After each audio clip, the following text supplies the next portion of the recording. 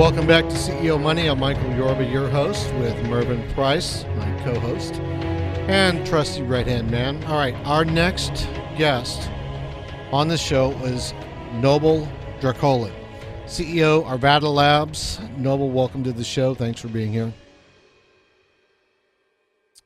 Hey, Danny, we got Nobel in there. Uh-oh. Hey, we're going to bring Nobel Drakolin on as soon as our technical issues in the back get fixed. Anyway, Nobel has got a company that does some amazing things. He's got Coca-Cola, Belvedere, Ford, Tanqueray, a myriad of sponsors on his website. Anyway, to give you a little background on Nobel, he started out as a futures commodity broker at the age of 19, traded the E-mini in the S&Ps.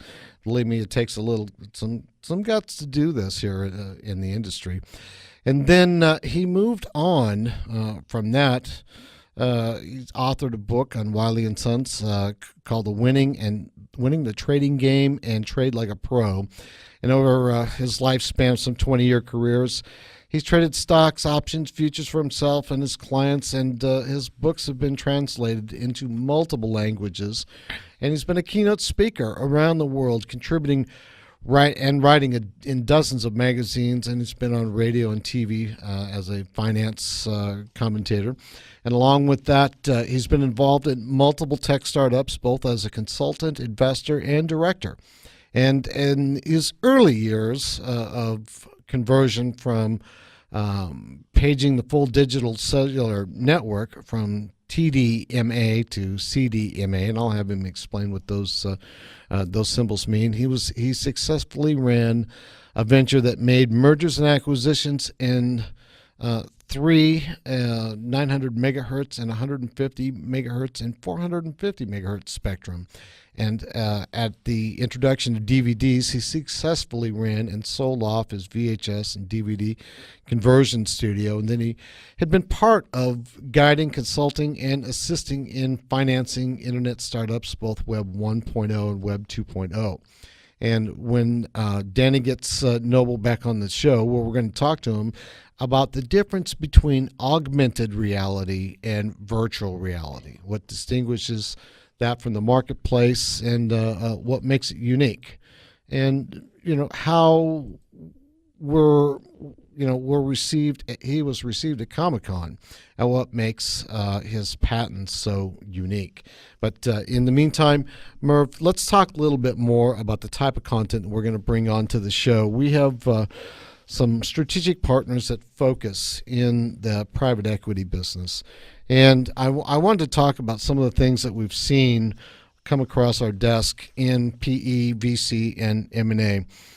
We've seen, and one of the reasons that we decided to put this show together is because there's really no shows out there that talk about what's going on in the private equity industry.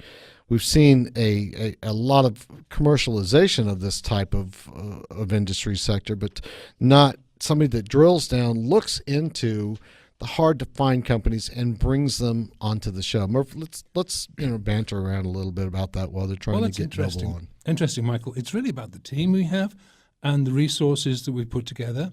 If you look at the traditional legacy methods of raising capital, they're pretty draconian. You build your private placement memorandum and you knock on doors and you go get rejections. It used to be not unlike a film script, hawking around a galley of scripts. At this stage, what we've done is we're able to access about 4 million direct investors and understand what their tastes and appetites are in our own database.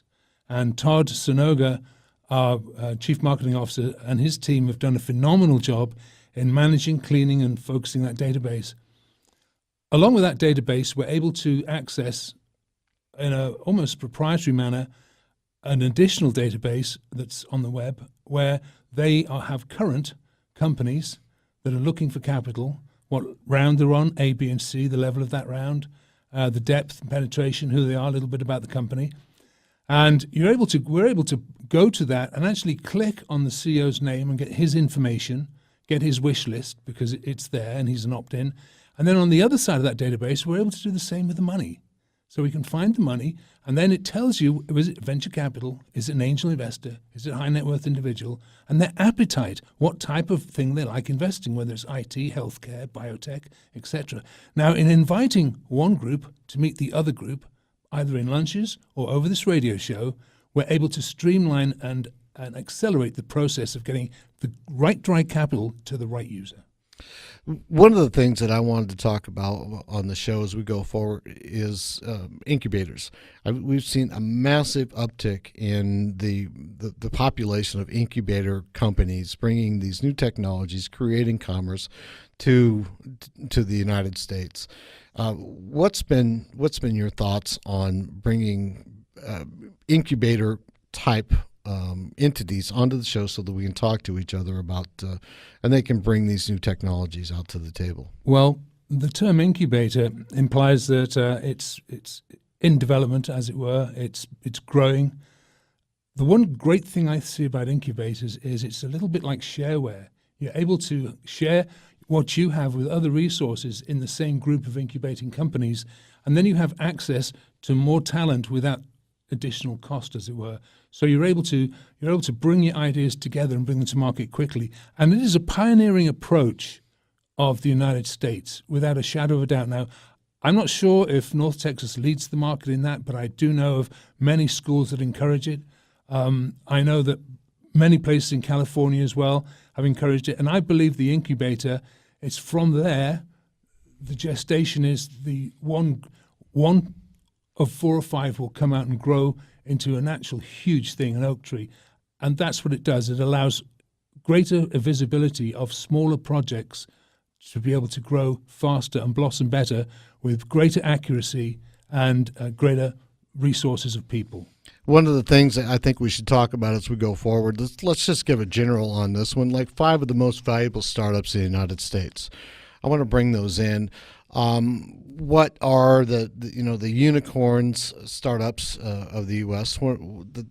The top 20 most impactful VC teams, meaning venture capital, for those of you who don't know what VC is, and drilling down into that content. So as I was saying earlier in our broadcast today is kind of our shakedown cruise, our maiden voyage. So we're going to talk about the things that we're going to talk about as we go forward.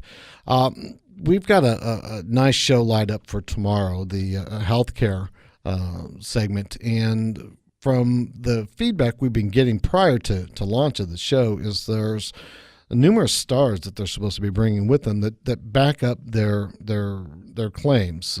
I think it was Holly Berry is supposed to be on the show, Charlie Sheen, just to name a couple of them. I've even had some people saying that we should be able to bring Pete Rose on I think sometime next week. Is that right? That's right. One thing I really like about tomorrow's show and its difference is the format, where we're taking companies in the early stages of their growth or mid stages, and we're finding capital for them to grow. Vicky and her team tomorrow are bringing the success stories supported by celebrity to us, and then driving back from those success stories as to the origination of that product, the capital and the money behind that product. So it's, if you like, it's the other way around. Instead of saying, here we are, we're growing, we need money, we're moving forwards, she's taken the point, look what we have got, look who's endorsing it, and now look how they got here with it. And it's going to be a fascinating show. I agree. I can't wait for it. They'll be in the studio with us tomorrow. Some of the other topics we should be discussing is kind of a visual recap of where we are in the private equity world for 2017. 10 of the most valuable food delivery companies are going to be coming on. That would be kind of a B2C on that one. And VC's betting on fashion startups in the midst of an e-commerce downturn. M&A during the first half of 2017, we're going to drill down into what's going on with that one. And the new Y Combinator, it's a $1 billion fund representing fresh investment thesis. What we're going to do also is open this up to interactivity with the audience. I want to hear from the audience out there topics that really you don't hear discussed, types of companies you don't hear discussed, and funding processes, because there's a lot changed in the last 10, 15 years, right? Oh, absolutely. In the last 15 years, it's completely different. All right, we're going to close the segment right now. Merv, thanks for helping me out with that.